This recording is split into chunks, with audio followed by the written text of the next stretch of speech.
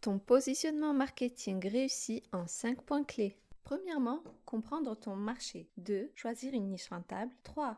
Déterminer ta cible et ton client idéal. 4. Observation de tes concurrents. Et enfin 5. Ta phrase de positionnement pour tes réseaux sociaux. Salam Sista, si tu viens de me rejoindre, bienvenue à toi sur ma chaîne Succès Discret, la chaîne des futures entrepreneuses du web déterminées à atteindre leur succès tout en discrétion sur les réseaux sociaux et toujours sans se montrer. Cette vidéo fait suite à ma toute première vidéo qui te présente les 5 étapes pour lancer ton business en ligne en partant de zéro, avec la première étape, ton pourquoi et ta vision. Si tu ne l'as pas encore regardée, je te mettrai le lien juste ici. Deuxième vidéo, deuxième étape, et toujours un exercice à la fin, donc reste bien jusqu'au bout. Je t'ai annoncé en début de vidéo comment réussir ton positionnement en 5 points clés. Commençons tout de suite par la compréhension du marché avec une petite définition. Le marché, c'est l'environnement dans lequel va évoluer ton entreprise. C'est là où se trouvent tes potentiels clients et tes concurrents. Dans le business en ligne, le marché est donc constitué d'ensemble des consommateurs qui ont un besoin ou un désir pour un produit ou un service spécifique et qui sont activement à la recherche de ce produit sur Internet. Ce sont toutes les personnes qui peuvent acheter le produit ou le service que tu proposes en affiliation,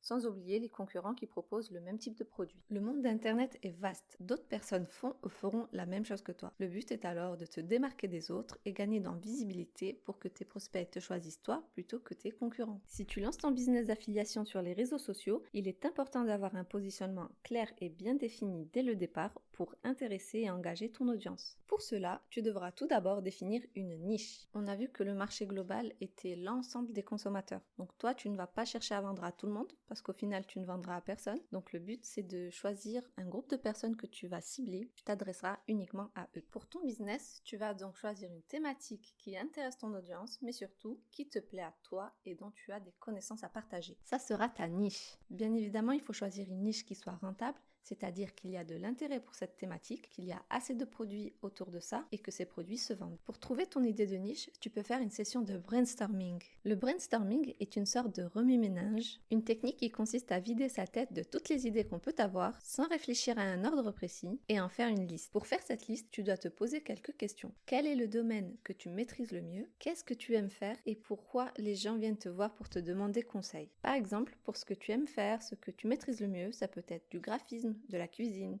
de la couture, de la création artisanale ou autre. Quand tu mettras la main sur ce domaine qui te passionne, dans lequel tu as de l'expertise, la prochaine étape est de vérifier qu'il existe des produits ou des services à recommander dans cette thématique. Dans le business en ligne, il y a 3 principales niches rentables qui sont la santé, l'argent et les relations. Comme tu le vois, ce sont des niches assez larges, donc tu devras cibler davantage. Par exemple, dans la niche de la santé, on trouve comme sous-niche le sport, l'alimentation, la gestion du stress. Les sous-niches de l'argent, donc du make money, sont le business en ligne, la crypto-monnaie, l'immobilier, la bourse, etc. Dans la niche des relations, on peut trouver comme sous-niche, par exemple, comment vaincre sa timidité, tout ce qui est coaching conjugal, comment se faire des amis, par exemple. Une fois que tu as trouvé ta niche, tu dois te positionner de telle sorte que ton offre soit perçue comme étant unique. C'est-à-dire que tu peux proposer le même produit ou service en affiliation que tes concurrents, mais en aidant un groupe de personnes très précis avec des problématiques spécifiques, c'est-à-dire ta cible. Ta cible, c'est un groupe de consommateurs qui ont les mêmes besoins, les mêmes désirs et ont le même problème dur, douloureux, urgent, reconnu. Et c'est ce problème que tu dois mettre en avant pour réussir ton positionnement. Tu dois trouver la solution que ta cible recherche et qu'elle est prête à acheter. Cette solution sera le produit ou le service que tu vas recommander en affiliation. Prenons un exemple. Dans la niche de l'argent, on peut avoir comme sous-niche le business en ligne, faire de l'argent en aidant les gens à faire de l'argent. Cette sous-niche, on peut cibler les mamans au foyer en leur proposant de gagner leur vie depuis chez elles grâce à l'affiliation. En faisant ça, tu parleras davantage à ta cible qui se reconnaîtra dans tes discours à travers tes posts sur tes réseaux sociaux.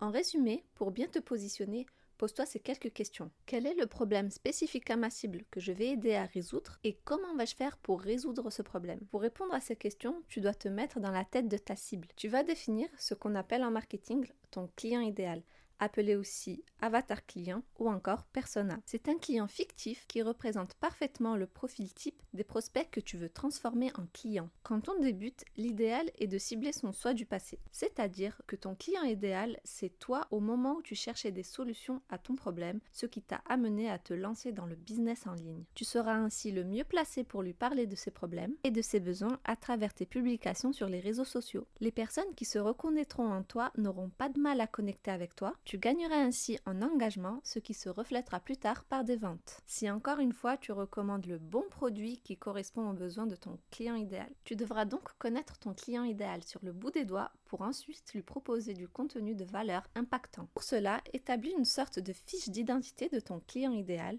comme s'il s'agissait d'une vraie personne. Dans cette fiche, tu indiqueras ses informations d'identité telles que son nom, son prénom, que tu inventeras bien sûr, son genre, sa situation socio-professionnelle, ses valeurs, etc. Tu vas rechercher vraiment les détails de sa personnalité, ses qualités, ses défauts, ses plus grosses peurs, ses plus gros rêves. Tu te serviras de ces informations pour lui créer du contenu qui lui sera spécifiquement destiné. N'aie pas peur d'avoir une audience restreinte en te disant que tu te fermes des portes en ne t'adressant qu'à un type de personne précise. Bien au contraire, tu feras ainsi plus de ventes car ces personnes-là vont vraiment se sentir concernées par ton discours et donc s'intéresseront plus à la solution que tu leur proposes. Alors que si tu cherches à t'adresser à tout le monde, ton contenu sera moins impactant, moins intéressant. Comme on dit, à vouloir parler à tout le monde, on ne parle à personne. Passons maintenant au 4e point clé pour réussir ton positionnement, l'observation de tes concurrents. Quand tu te lances en affiliation en partant de zéro et que ton business est sur les réseaux sociaux, inutile de te lancer dans une étude de marché compliquée. Il te suffit de choisir 3 ou 4 grands affiliés qui ont de bons résultats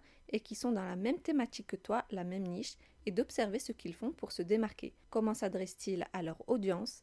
Quel type de contenu proposent-ils et de quels bonus gratuits offrent-ils à leur audience? En faisant ce travail, tu vas t'inspirer, mais surtout voir comment te différencier d'eux et paraître unique, même si tu décides de proposer le même produit en affiliation. Il y a plusieurs façons de se démarquer des autres. Par ta cible, plus tu auras une cible précise, plus tu auras un contenu différent à proposer et donc moins de concurrents. Tu peux également te différencier par ton expertise. Montre à ton audience que tu maîtrises parfaitement le sujet, que tu es la mieux placée pour les aider à travers tes conseils d'experte dans le domaine, tu gagneras en autorité. Par ta pédagogie, la façon dont tu transmets tes connaissances peut faire la différence. N'hésite pas à être généreuse en information tout en ayant une touche d'originalité dans ta manière de transmettre ton savoir. N'aie pas peur de montrer qui tu es vraiment. Les gens te suivront pour ton authenticité. Tu peux également te différencier par ton image de marque. Si tu es comme moi et que tu ne souhaites pas te montrer sur les réseaux sociaux, il est important de faire preuve de créativité et surtout avoir un bon branding pour être facilement reconnu sur les réseaux sociaux,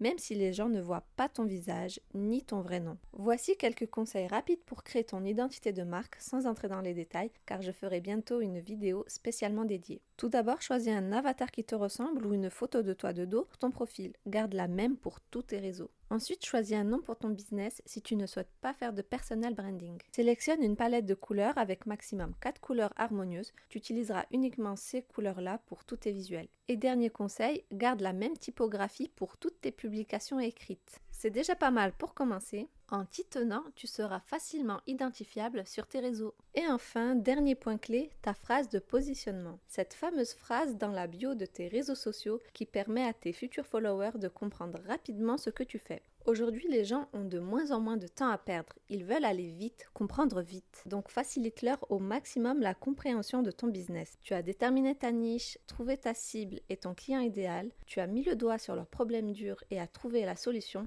À toi de synthétiser tout ça en une phrase. Pour te simplifier la tâche, voici un type de phrase que tu peux personnaliser. J'aide ma cible à bénéfice grâce à la solution que tu vas apporter, ou alors sans les contraintes, ou pour, avec le but, la situation qu'elle veut atteindre. Et voilà, avec ces 5 points clés, tu pourras déterminer un bon positionnement pour démarrer en affiliation sur les réseaux sociaux. Si tu as aimé cette vidéo, pense à t'abonner et à me laisser un petit pouce bleu pour me motiver à te créer davantage de contenu. Comme promis, je t'ai préparé un exercice sous forme de PDF qui reprend les 5 points clés. Je t'ai mis l'accès direct pour le télécharger dans la description. Ma prochaine vidéo sera l'étape 3 sur 5 du processus pour lancer son business d'affiliation en partant de zéro, dont le sujet sera la création de ton audience engagée. En attendant, ne lâche rien, reste focus.